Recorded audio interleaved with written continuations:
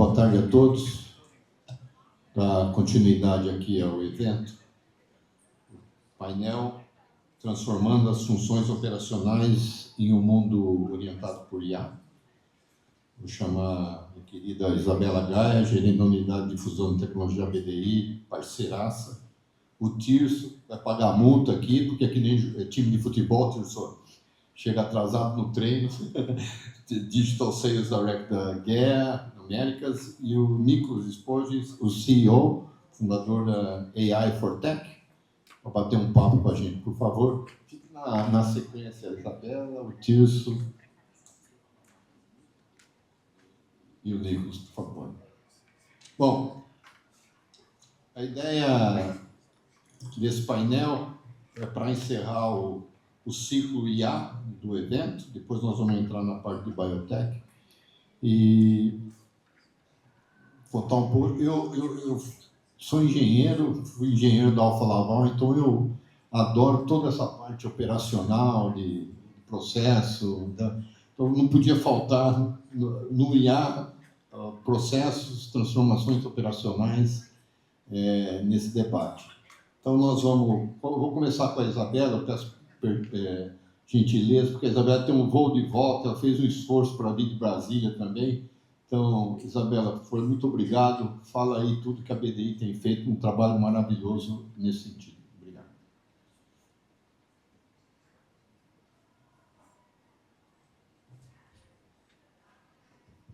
Alô? Estão me ouvindo? Olá, pessoal. Boa tarde.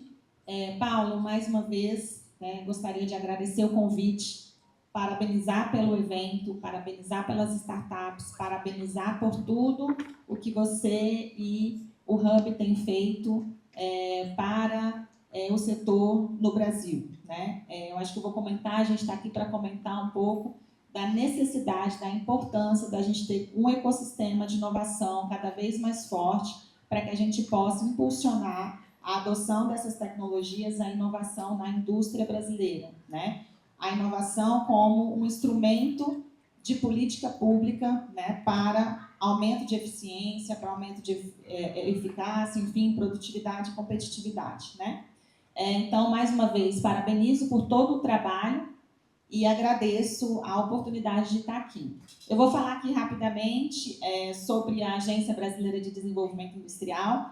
Bom, eu sou Isabela Gaia, eu sou gerente na Unidade de Difusão de Tecnologias da agência. A agência ela é vinculada ao Ministério do Desenvolvimento, Indústria e Comércio, e a gente tem uma missão aí de fomentar a adoção e difusão de tecnologias de inovação no setor produtivo. Como eu falei, entendendo a tecnologia e inovação como meio de aumento de competitividade da indústria nacional, né? Então, falar um pouquinho das ações que a gente está fazendo, mas eu só queria aproveitar e fazer já que eu estou iniciando aqui o painel, de repente, para aquecer os tamborins, né? A gente está chegando aqui à tarde, eu não participei de manhã, mas já fiquei sabendo que foi muito rico.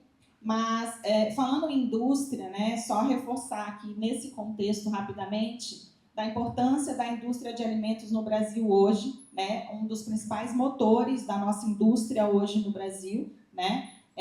Temos aí dados da própria ABIA do ano passado, Associação Brasileira da Indústria de Alimentos, que é mais de 10% do PIB da indústria de alimentos. Se a gente pegar o agro como um todo, ele varia, né, de 20%, 25%, já chegou a 27%, enfim, mas estamos falando de uma indústria que responde a 10,8% do PIB, né? Temos aí mais de 40 mil empresas envolvidas nesse setor, e se a gente buscar aí também o agro, né, o último censo são 5 milhões de estabelecimentos agropecuários e temos aí 95% dessas indústrias, pequenas e médias indústrias, né? O perfil dessas indústrias, mas temos as grandes também, né? E muitos empregos gerados, 1 em cada 10 empregos gerados de alguma forma está trabalhando com essa indústria, né? Então, são mais de 10 milhões de empregos indiretos dentro desse setor. Então, é um setor extremamente importante, né, e que precisa e necessita cada vez mais de trabalhar com a inovação.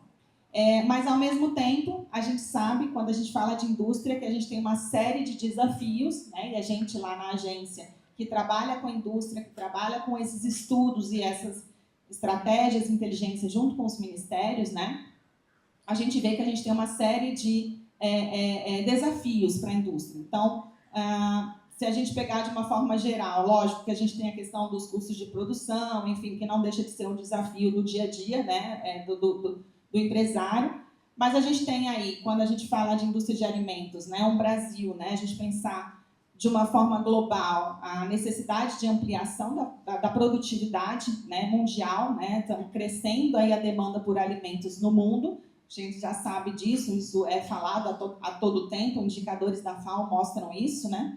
A gente tem uma série de desperdícios ainda, 1/3 do alimento produzido mundialmente é desperdiçado, a questão do food loss, food waste, enfim, não sei se já outros fóruns a gente já discutiu muito sobre isso, mas isso tá mudando, mas a gente ainda tem esses desafios em relação a essa questão, fora as exigências internacionais de rastreabilidade,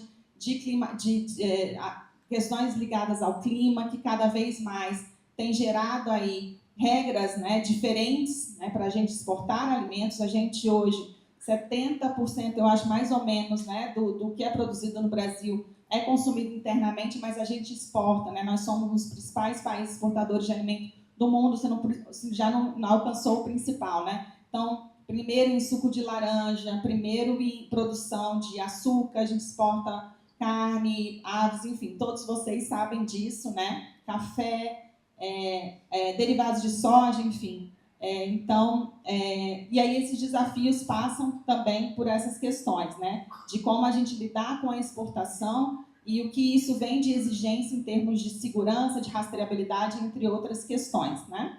E aí quando a gente fala, puxa o agro junto, a gente tem uma série de outras ações, desafios que falam aí de conectividade, de crédito, de renda. 77% dos estabelecimentos agropecuários são de agricultura familiar, apenas 10% dos nossos estabelecimentos têm tratores, de acordo com o último censo. Então, muitos desafios, né? Mas a gente está aqui para falar de inovação, a gente está aqui para falar de tecnologia, né? De inteligência artificial e como entra tudo isso nessa história, né? E aí a gente tem trabalhado lá na BDI uma série de ações para fomentar a adoção dessa tecnologia, que eu vou falar muito rapidamente daqui a pouco, mas ainda nesse parêntese, ainda nesse contexto, comentando, né, porque o objetivo do painel é a gente conversar sobre isso, né, transformando as funções operacionais, né, o que muda dentro da indústria, né, dentro do dia a dia, do operacional, quando a gente fala em implantação de tecnologia, não só dentro da indústria, mas na cadeia produtiva, né? Então, fazendo essa reflexão, eu acho que um ponto que eu acho que é importante a gente colocar é que dentro da indústria hoje, a tecnologia, não só a inteligência artificial, que vem junto com outras tecnologias, né? A inteligência artificial, para ela evoluir, ela precisa de dados, ela precisa de informação, de qualidade de dados, entre outras questões. Então, a gente precisa, para a gente evoluir na inteligência artificial dentro da indústria, a gente precisa aí de uma série de ações que precisam ser realizadas e que a gente precisa trabalhar. A BDI, o que a gente tem feito, pessoal? A gente tem feito uma série de editais, né, onde a gente fomenta a adoção dessas tecnologias de inteligência artificial, IoT, cloud, entre outras também. Quando a gente fala na cadeia de alimentos, né, a gente tem aí desde inteligência artificial, como vocês já devem ter visto lá fora, né, para a gente criar novos produtos, né, Paulo? Acho que tem várias startups aqui, quando a gente fala de inteligência artificial para a área de alimentos para a criação de novos produtos. Então, hoje, tem uma startup que está aqui, se eu não me engano, né, que internacionais também, né, que é chilena, dos Estados Unidos, enfim, eles criam, a partir de uma proteína animal, eles fazem simulações para avaliar, né, qual é a composição, né, daquela proteína animal, para identificar no vegetal, né, no portfólio de plantas, como que ele consegue simular e chegar naquela característica da proteína animal, né? Então, esse mundo de simulação, ele está dentro da indústria, e esse mundo de simulação, ele traz, eu acho que um pouco dessa transformação que a gente está falando aqui, do mundo físico para o mundo virtual para um mundo analógico, digital, né? Então, essa transformação, acho que passa, Paulo e pessoal, por isso dentro da indústria, né? Não só da gente trabalhar no físico, mas a gente poder trabalhar no digital, no virtual, onde você passa para uma ação, por exemplo, uma análise, né? Um perfil reativo para um perfil preditivo, uma vez que com as simulações você consegue trabalhar, né, essas questões que antes você não conseguiria trabalhar utilizando ali os laboratórios físicos. Então, essas simulações hoje, que você pode usar desde o desenvolvimento de produtos, como esse exemplo que eu estou falando, dentro da indústria também, da parte de otimização de processos, né? Hoje a gente tem inteligência artificial, acho que os meninos vão falar, para uma série de indústrias de alimentos para otimizar processos, né? Desde a análise de maquinário, de informação, entre outras questões. Por exemplo, a gente fez projetos, por exemplo, com grandes empresas de alimentos para avaliar cozimento de alimentos, para avaliar ponto ótimo de cozimento de alimentos, para avaliar posicionamento da qualidade de alimentos por meio de visão computacional. Então, dentro do processo da indústria, isso também ajuda. Além dos novos modelos, né? Também temos startups aqui que estão fazendo farinha a partir do bagaço do malte, não é isso? Que está fazendo farinha a partir dos grilos, né? E aí, enfim, lógico, né? Como eu estava falando, tem toda uma questão dos desafios da tecnologia, da implementação disso no dia a dia, da indústria e da cadeia produtiva, que passa também, não só por aquelas questões que eu estou falando, mas também por questões de regulação, né? Quando a gente fala aí de deep techs, entre outras startups que falam sobre isso, né? Entre outras, como interoperabilidade e dados. Né, pessoal? A gente sabe que IA precisa de dados cada vez mais qualidade, como eu falei, e a gente precisa trabalhar. Né? Das iniciativas que a gente tem feito na BDI também, além dos editais, é a gente trabalhar essa questão do compartilhamento de dados. O quanto que uma cadeia produtiva, os novos data space, não sei se vocês já ouviram essa palavrinha, mas podem pesquisar. E a gente está fazendo um estudo de data space para o agro. Né? O que é o data space? É um ambiente de compartilhamento de dados. Né? Então, quanto mais dados a gente tem, né, isso permite a gente ter análises mais qualitativas. A gente passa do reativo, do diagnóstico para o preditivo e vai para o prescritivo. Né? A diferença do preditivo para o prescritivo o preditivo eu prever o que pode acontecer, e o prescritivo é ele me dizer, né, a partir da minha previsão, qual é a melhor forma de eu lidar com aquela solução. Né? Então, essas análises permitem que eu seja mais eficiente, que eu seja mais rápido, que eu encontre novas soluções, novos ingredientes, novos produtos, né? E isso faz com que a gente caminhe dentro da indústria. Então, a gente tem que trabalhar com essa plataforma de compartilhamento de dados, onde você consegue, por meio desse ambiente, facilitar com que as empresas compartilhem os dados dentro de uma cadeia produtiva. Né? E a gente sabe, para trabalhar com inteligência artificial, é importante a gente ter dados.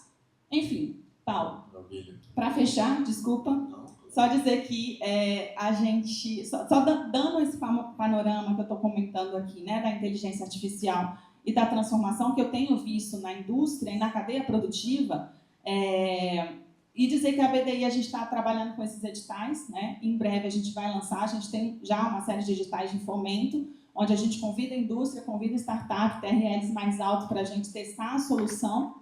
Em breve a gente vai lançar um outro edital do NeoAgro, onde a gente vai convidar também indústrias e startups e a gente quer ter junto, né, um item de food techs. Né? Hoje o ecossistema está crescendo, são quantas, Paulo? 300 food techs ativas no Brasil, mais ou menos, né, de 1.700 startups do agro, enfim. Umas 350.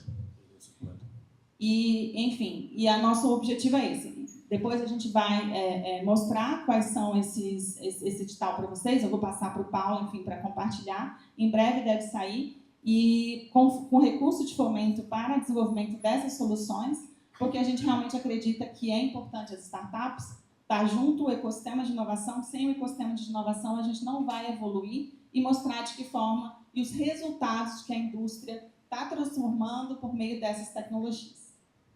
Maravilha, Isabela. E essa plataforma de compartilhamento eu vi lá em Brasília, né, que você me mostrou. Eu acho que isso que a gente poderia pensar. A indústria às vezes tem um pouco de resistência de fazer isso, mas é uma evolução. Né? eu acredito que a gente consiga, aos poucos, modelar isso aí. Obrigado, Isabela. Eu sei que você está aqui. Você vai dar tempo de você pegar teu voo. Agora eu vou trazer a guerra. Primeiro dizer que eu estou, Guilherme, bem feliz da guerra estar aqui, porque eu continuo sendo engenheiro. Eu adoro o processo, eu adoro tecnologia. Lutei bastante para trazer a guerra para esse evento de inovação. Tirso, estou feliz de você estar aqui. Seja bem-vindo, a palavra é tua. Obrigado, Paulo, audiência, por receber. O meu nome é Tirso, sou da Espanha, estou morando na Costa Rica.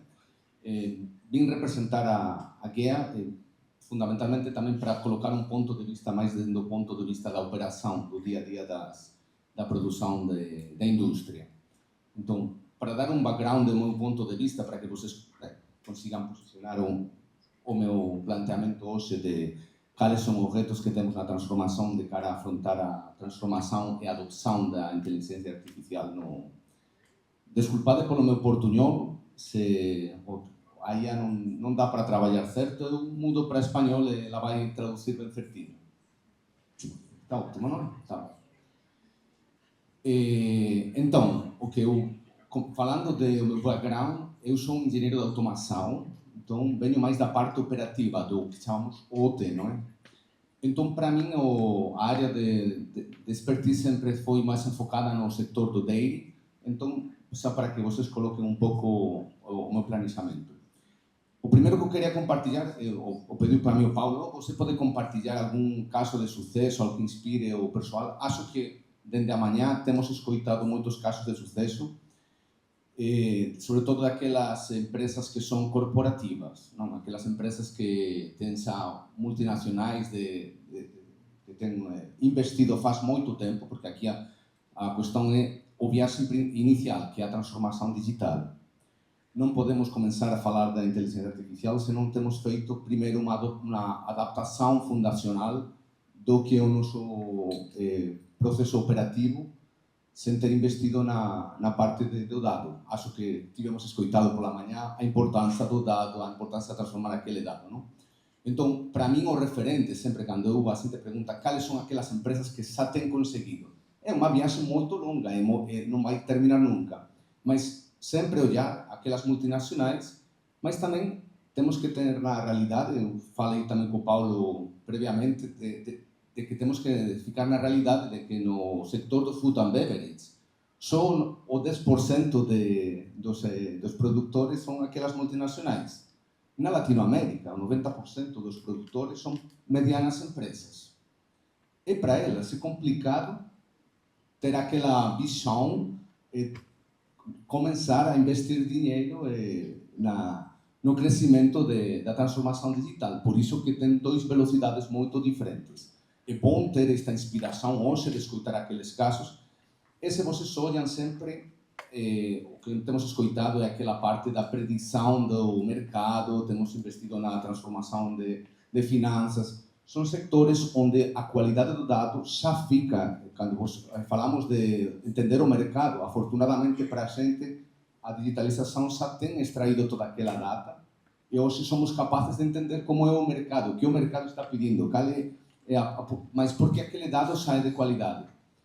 Mas faz como 4 dias eu ficava sempre, o que eu vou falar hoje aqui, tá? Então, eu comecei lá a dar uma volta para mim, qual é o reto, não? Qual é o que falta, não? Que acho que perguntou para mim o Paulo, que é o que faltaria? Eu acho que não falta nada, tudo fica fica disponível, só que fica deslocado em diferentes pontos. Tem o conhecimento, a expertise do processo fica deslocado em diferentes áreas. Então é importante, por isso, não só considerar a solução digital, senão involucrar desde a parte operativa e da parte de qualidade, todos os departamentos que ficam na parte do dia a dia da operação, involucrados na construção do viagem e começar a dar a transformação digital e aplicar sobre ela as soluções de inteligência artificial. Então, temos tudo, mas qual foi o aporte que eu posso trazer para aqui hoje, a minha ideia? Qual é o comum denominador do food beverage? Para mim, acho que o reto que tem na operação, sinceramente, é o conhecimento do processo. É assim, quando a gente tenta transformar e digitalizar uma operação, um processo, se ele com 2 passos, é muito mais fácil.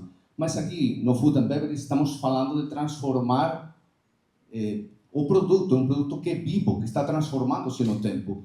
Como fazemos a traçabilidade a transformação de um líquido que está movendo-se de um tanque 1 ao tanque 2, pasteurizado? É complicado, não tem aquela guia. É o conhecimento onde é que fica naqueles parceiros que ajudam como a guia que acompanha na integração de processos, mas também o principal conhecimento é o próprio produtor de manufatura. Então, é aí que tem o próprio cliente, ele tem que acreditar que ele mesmo tem o seu conhecimento. A solução digital tem parceiros que podem ajudar, a guia pode colaborar, tem aqueles big players como Siemens, a Rockwell, eles vão ficar aí, eles vão dar a plataforma para implementar tudo. Mas quando fala do conhecimento, para mim, acho que o ponto preto que temos agora, a caixa que para mim é o reto que tem o Food and Beverage, é entender a importância do conhecimento do processo e involucrar o pessoal que conhece o processo, porque cada empresa de manufatura, ela faz o seu produto diferenciado dos demais. Então, só eles conhecem o seu processo. Então, aí é importante que não vai ter uma transformação digital equivalente para todos. Então, aí que o que têm feito as multinacionais, elas investiram faz 7 anos, começaram a instalar instrumentação, convertiram o dado em informação, tiveram aqueles dashboards avançados, eles tornaram em conhecimento, e agora, quando têm o conhecimento, começam a aplicar a IA para eles começar a tomar decisões, não só preditivas, senão proativas. Já podem incluso chegar, estão começando naquela fase de ter, o que falava Isabel agora, o objetivo final de todo o processo é ter o sistema ciberfísico, ter todo o sistema totalmente digitalizado. Na minha opinião, eu ainda não encontrei um cliente, um Food and Beverage, que tenha feito isso no seu processo produtivo. Não existe alguém que tenha totalmente digitalizado de end-to-end, desde a matéria-prima até o centro de distribuição, até o consumidor final, totalmente o processo digitalizado. Não tem. Tem outros setores industriais que já estão ficando perto, então temos que ficar na realidade. Mas a viagem começa desde naquela primeira fase de dar importância no dado. E antes que na importância do dado, falando para aquelas empresas que são mais medianas, que são as que dia a dia têm o reto, porque também é importante a parte da política. Acho que foi a Miriam que ela apresentou aquela importância de tem que ter uma política do dado, tem que ter uma base fundacional, tem que investir. Não é uma questão de irmos dar isto para daqui a 5 anos. A parte da digitalização é a parte da estratégia da empresa. Então, tem que investir desde a parte política da empresa e depois também vai começando o reto da transformação, da cultura. Como íamos explicando e como vamos involucrando o pessoal que tem o conhecimento dentro da fábrica para que eles aportem com o seu conhecimento e construam os casos de sucesso. Acho que é o meu ponto desde a perspectiva mais operacional. A indústria de alimento é conservadora. Sempre foi. Totalmente. É um reto e quanto antes comece antes vai... Até perceber que ou faz, porque senão vai perder competitividade. Então, o momento vai chegar. E tipo de evento como esse, vocês falando, uma hora cai a ficha para precisamos fazer, pouco a pouco, e vai essa jornada. Você falou, gostei, de ponta a ponta, não é só uma parte do processo, porque você tem que cobrir tudo. É o objetivo final, mas Exato. É muito longo, mas se não começa a viagem, ele vai demorar muito mais tempo. Muito mais, tem que começar. Obrigado, Tiz. Obrigado, Paulo. Passar a bola para o Nicolas, que tem uma experiência. Obrigado. Então, Nicolas, fala um pouquinho da tua jornada também, antes de começar, e bora lá. Joia. Paulo, primeiramente, super obrigado pelo convite. Uma honra estar aqui com vocês. E está aqui na PUC, junto, aliás, do Tirso, Isabela, que é um prazer enorme. E aí me vem várias lembranças. Aliás, a primeira empresa que eu trabalhei foi a GEA, a Westfalia, aqui também em Campinas. E depois também tive o prazer, depois de um bom tempo, fui docente aqui da Universidade, da PUC Campinas, por 8 anos. E hoje sou pesquisador na Unicamp e tenho uma empresa chamada AI for Tech, que é focada justamente na aplicação de AI e Machine Learning para a indústria de processo. Hoje, a grande maioria dos meus clientes são mais na área química e petroquímica, alguns deles, poucos, na área de alimentos, como você falou, um pouquinho uma área que ainda não tem aplicado muito no seu dia a dia essas ferramentas.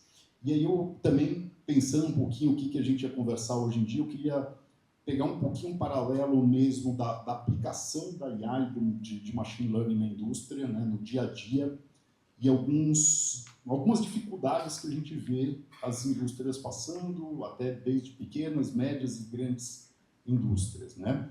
Primeira coisa que eu venho aqui perguntar para vocês, eu peço por favor para que vocês não levantem a mão, porque aí fica um pouquinho até meio constrangedor, mas eu tenho certeza que vários de vocês passaram nos últimos 2, 3 anos na implementação de algum sistema de IA ou de Machine Learning que era mágico, que prometia milhões em retorno, dashboards incríveis, maravilhosos, e depois de 6 meses, 9 meses, aquele projeto sumiu e não foi feito nada, não serviu para nada. E eu acho que vários de vocês passaram por isso. E aí eu queria um pouquinho explorar esse ponto. Por que vários desses projetos morrem? Por que eles não continuam? Principalmente do ponto de vista de IA aplicado e Machine Learning aplicado a processos. Tá? Então, vamos falar agora de otimização de processos, controle avançado de processos, predição de parâmetros de qualidade, assim por diante. Joia? E aí, para isso, eu vou fazer um paralelo, uma brincadeira com vocês aqui, que diz o seguinte, até pensando um paralelo a um livro muito legal, custa R$50 aí por aí na Amazon, chama-se Como Mentir com Estatística. Eu acho que vários de vocês já devem ter escutado falar desse livro. E aí eu vou fazer um paralelo, uma brincadeirinha aqui com vocês. De vocês aqui, quantos de vocês acreditam que o Palmeiras tem Mundial? Por favor, levante a mão. Joia. Então aqui eu conto uns 10, 12 que levantaram a mão, provavelmente palmeirenses, podem baixar a mão, sem problema nenhum, tá? Mas é uma brincadeira, tá? Eu sou corintiano, nasci corintiano, mas faz parte, não consegui evoluir igual os palmeirenses, que evoluíram sem dúvida nenhuma, mas vou fazer uma brincadeirinha aqui. Se eu fizesse estatisticamente essa pergunta, pensando do ponto de vista matemático só, pegasse esses papeizinhos das pessoas que acham que o Palmeiras tem Mundial, os que não tem Mundial, e colocasse num saquinho e sorteasse. A resposta estatística disso seria: o Palmeiras não tem Mundial. Resposta matemática estatística. Não discutindo um ponto de vista de FIFA ou de qualquer coisa da vida. Ponto de vista estatístico. Agora vamos pensar, eu como corintiano, vou falar que eu estou errado, mas que realmente o Palmeiras tem Mundial. Qual é a resposta correta? A resposta estatística ou a resposta da vida real, do Palestra Itália, de 50 e tanto, de 51, que ganhou o Mundial? Não sei. E aí a gente fica na dúvida. E a mesma coisa acontece quando a gente trabalha com dados. Os dados são feitos para mentir para nós.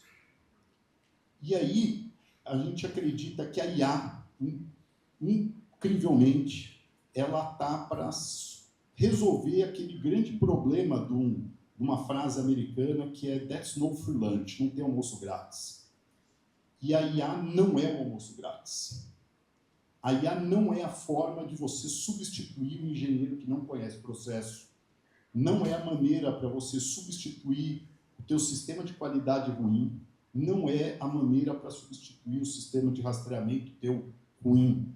Ela é uma ferramenta extra que vai te ajudar em várias coisas, mas ela vai te enganar em várias coisas também. E aí, quando a gente está pensando só em dados, e esse que é o ponto que eu acho que é onde a gente falha muito, dados não faltam. A gente tem dados pra caramba. Nós temos modelos matemáticos avançados, sistemas em Python que hoje em dia a gente consegue criar um código usando um cloud de um dia para outro de maneira super simples. Eu, como engenheiro de alimentos, faço meus códigos e aplico para os meus clientes tranquilamente. Mas quando a gente pega dados, simplesmente dados de planta, os dados e o meu sistema de treinamento, eu treinei ele, validei ele, tá tudo mínimo maravilhoso. Mas quando eu vou aplicar ele, a minha planta respeita as leis da física. Respeita a química, respeita o balanço de massa, respeita o balanço de energia, e não tem mágica de você ter um reator com 114% de conversão. E seu modelo de machine learning, se ele for mal feito e não for baseado em física, ele vai te dar 114% de conversão. Ele vai te dar uma somatória das frações molares acima de 1. Ele vai te dar temperatura negativa em Kelvin. E dá isso mesmo. E aí é onde que a gente falha. Então, os modelos, quando a gente aplica o modelo de A em vocês como gestores de empresa, a primeira pergunta que vocês têm que fazer para o fornecedor de A de vocês, ou de machine learning, é, primeiro, esse teu método, ele só confia nos meus dados passados e acredita que vai servir para frente, ou ele tem fundamento físico, fundamento matemático físico por trás implementado, que vai me respeitar as leis da física para o meu processo. Meu processo químico, meu processo alimentício, respeita isso.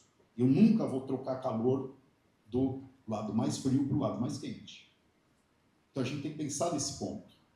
Segundo ponto é entender se meu processo mudar, se aquele meu equipamento que eu comprei uma planta turnkey, exemplo da guerra, e aí por um motivo eu resolvi trocar o trocador de calor por um outro fornecedor, o sistema parou de funcionar?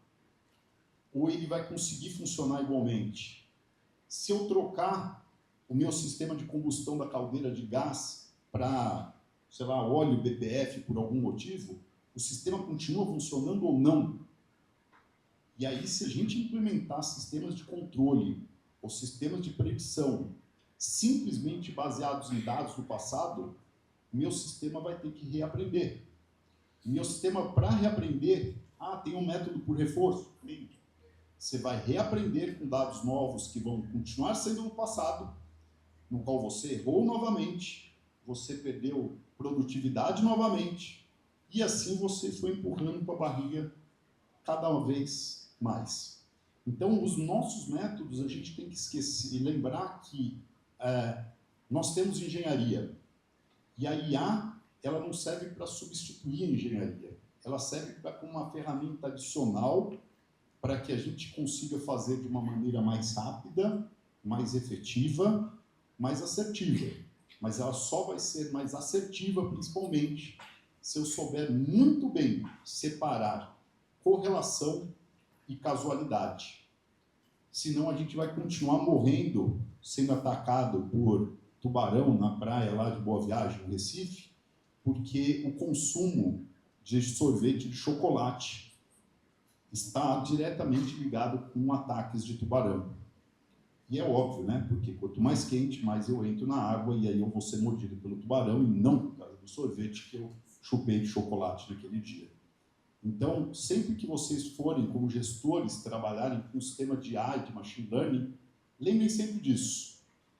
O meu modelo que eu estou aplicando, ele vai ser válido para a mudança da planta que eu vou fazer daqui 15 dias, daqui um mês, daqui um ano, e ele tem física aplicada naquilo, ou eu simplesmente estou olhando dados do passado e estou substituindo o meu engenheiro ou meu cientista de dados, ou esquecendo a estatística e usando a estatística para mentir ao meu favor e criar dashboards lindos, maravilhosos, que fazem gráficos e mentem para a gente. Uma provocação interessante. Bom, nós chegamos no horário, recuperamos o horário, então eu agradeço a todos, uma salva de palmas para o Alessandro. Vamos tirar uma foto aí.